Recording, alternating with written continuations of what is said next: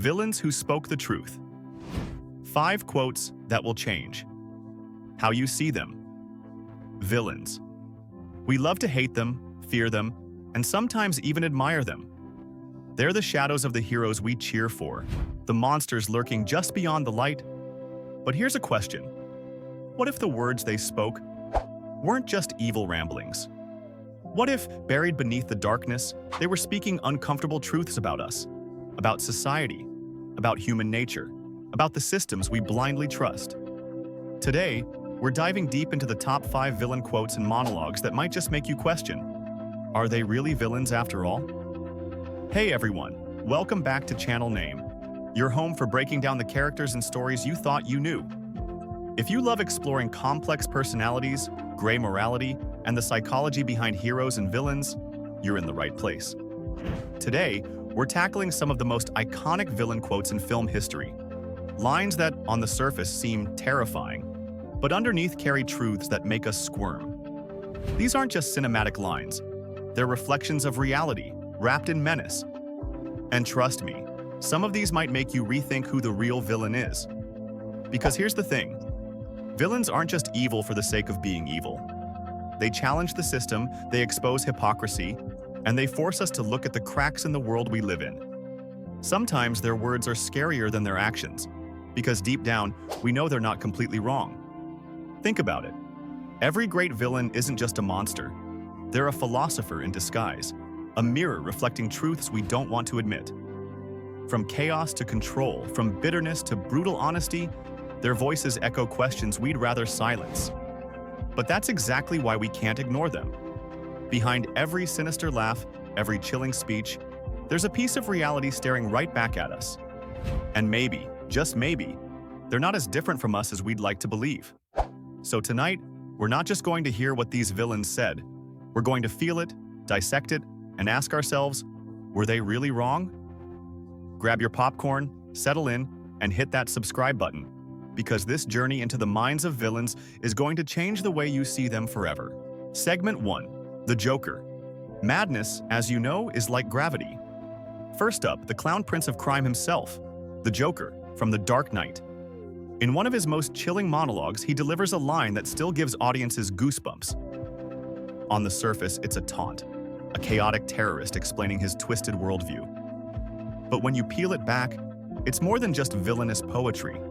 It's a profound commentary on the fragility of the human mind, the unpredictability of human behavior, and the terrifyingly thin line between order and chaos. The Joker is essentially saying that every single person, no matter how stable, no matter how virtuous, is only a few steps away from losing control. That sanity isn't a fortress, it's a glass wall, fragile and easy to shatter. He suggests that what we call evil isn't always a trait people are born with. Sometimes it's a chain reaction of circumstance, a single tragedy, a lifetime of neglect, a moment when the system fails to protect you. One bad day is all it takes for a person to slide into darkness. And this isn't just the Joker speaking. It's an echo of Alan Moore's The Killing Joke, where he famously tries to prove that even the noblest soul can crack under the right amount of pressure.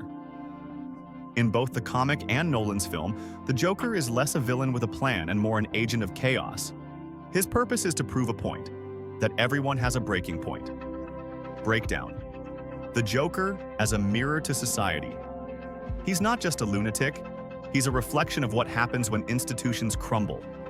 Gotham failed him long before he picked up the makeup and scars, and now he wants to prove that it can fail anyone. He thrives on exposing hypocrisy, the police, politicians, even Batman himself. The psychology of one bad day. The Joker isn't saying people might lose control, he's certain they will. Under the right stress, even a saint can become a sinner. And disturbingly, history supports this idea. From soldiers breaking in war zones to ordinary citizens swept into riots, the Joker's philosophy is grounded in frightening truth. Systemic failure as the real villain. Poverty, corruption, inequality, and neglect. These are the seeds of chaos.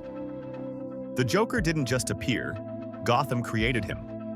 In that sense, he isn't the disease, he's the symptom. And if society keeps rotting, there will always be another Joker waiting for their push. The seductive danger of his truth. What makes the Joker terrifying isn't just his violence. It's that deep down, we know he's not entirely wrong. His logic worms its way into our minds, forcing us to wonder.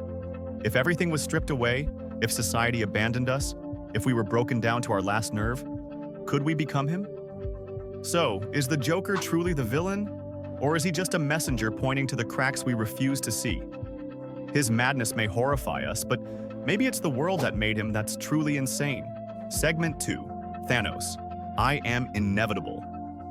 Next, let's move to the Marvel Cinematic Universe. Few villains have sparked as much debate as Thanos. His infamous line comes right before one of cinema's most devastating moments. Host. Chilling. Cold. But here's the thing. It isn't just arrogance. Thanos doesn't see himself as a conqueror. He sees himself as destiny. To him, balance is not a choice. It's an inevitability. He doesn't posture like a dictator, nor does he revel in cruelty for cruelty's sake.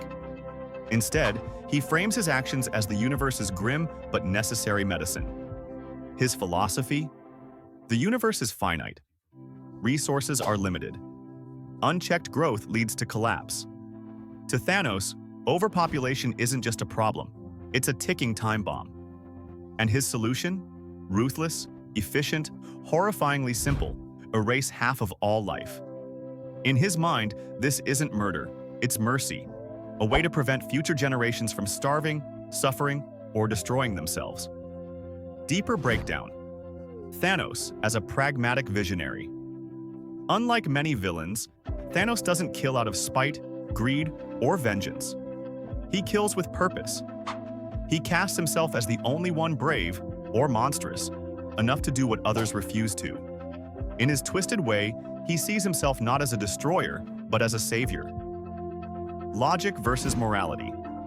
What makes Thanos so haunting is that his argument isn't built on nonsense. It's built on cold logic. The world is facing issues of overconsumption, dwindling resources, and climate crises. When he speaks, he forces us to confront those uncomfortable truths.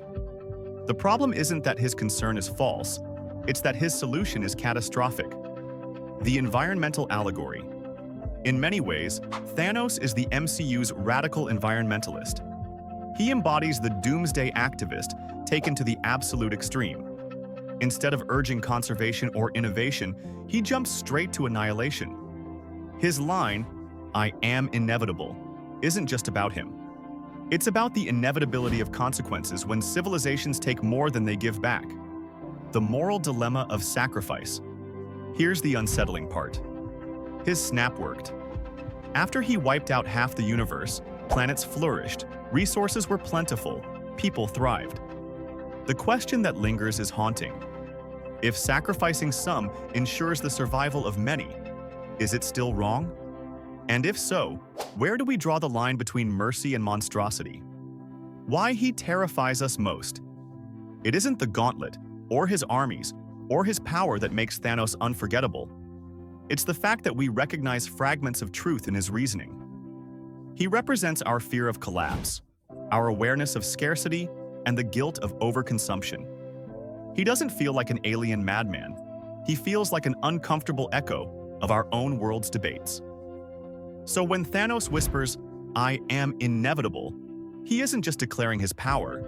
He's declaring a truth we'd rather ignore, that every choice we make as a society has consequences, and sooner or later, those consequences will arrive. His methods are monstrous, yes, but the questions he forces us to ask, those are harder to dismiss. Segment 3. Ozymandias. This is the world we live in. Now we step into the morally complex universe of Watchmen. Ozymandias, also known as Adrian Veidt, delivers one of the most chilling justifications for mass sacrifice in cinematic history. Veidt believes the only way to prevent global nuclear war is to stage a catastrophic event that will unite humanity through shared trauma. His plan? Fabricate a massive alien invasion that kills millions but saves billions. The terrifying part? It works. Breakdown. Ends versus means. Can mass murder be justified if it prevents total annihilation? Idealism versus realism. While heroes cling to morality, Veidt argues morality is a luxury the world can't afford. The paradox of peace. He becomes both savior and destroyer, proving that sometimes the greater good is drenched in blood. Ozymandias forces us to confront the ugliest truth of all. Sometimes the people who save us may look more like villains than heroes. And maybe, just maybe, true peace comes at costs we'd rather not pay. Segment 4. Magneto. Are you a God-fearing man, Senator?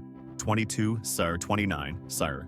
From X-Men, we turn to Magneto, one of the most layered villains in comic history.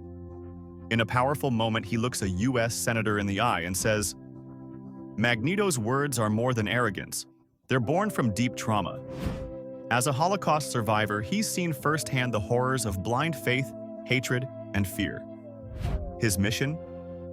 To protect mutants from suffering the same fate. But here's the complexity. His methods, violent, ruthless, mirror the oppression he despises. Breakdown. Magneto as activist versus terrorist. Is he a freedom fighter or a villain? Depends on perspective. The cycle of trauma. Oppression creates resistance, and resistance can become oppression itself. Science versus faith. Magneto's rejection of God isn't about atheism. It's about refusing to believe salvation will come from anything but action. Magneto's truth is painful. He's a character who refuses to let history repeat itself, even if it means becoming the very thing he hates. His quote forces us to ask, when does the fight for justice cross into vengeance? Segment 5. Scar. Life's not fair, is it? And finally, we journey into the world of animation with Scar from The Lion King. In one of the most iconic opening villain lines ever, he sneers, "It's bitter, cruel, but undeniably true." Scar isn't just jealous of Mufasa and Simba. He's voicing a universal reality. Life isn't fair. Some are born into power, while others are left in the shadows, no matter how capable they are. His resentment festers into cruelty, but his words resonate with anyone who's ever felt overlooked or powerless. Breakdown. Scar as a symbol of resentment. He embodies envy, the dangerous byproduct of inequality, the danger of bitterness. His truth about life's unfairness becomes toxic when twisted into vengeance. Power imbalance as the root of villainy. Sometimes villains are born from being denied what they believe is rightfully theirs. Scar reminds us of something we'd rather ignore. Privilege is real, and life often tilts in favor of the few. His choices are monstrous, but his perspective, that's what makes him unforgettable. So, after hearing these words, are these villains really villains? Or are they just humans? Flawed, broken, desperate, speaking truths we'd rather not face? Maybe the real villain isn't the Joker, or Thanos, or Magneto. Maybe the real villain is the system, the silence, the unfairness we accept every day. What do you think? Which villain quote hit you the hardest? Was it the Joker's reminder of how fragile sanity is? Thanos' warning about sustainability? Or Scar's bitter truth about life's unfairness? Drop your thoughts in the comments below. I'd love to hear your perspective. If you enjoyed this deep dive into villain psychology, give this video a thumbs up, hit subscribe, and share it with your friends who love movies as much as you do. Thanks for watching, and remember, sometimes the truth isn't so villainous after all.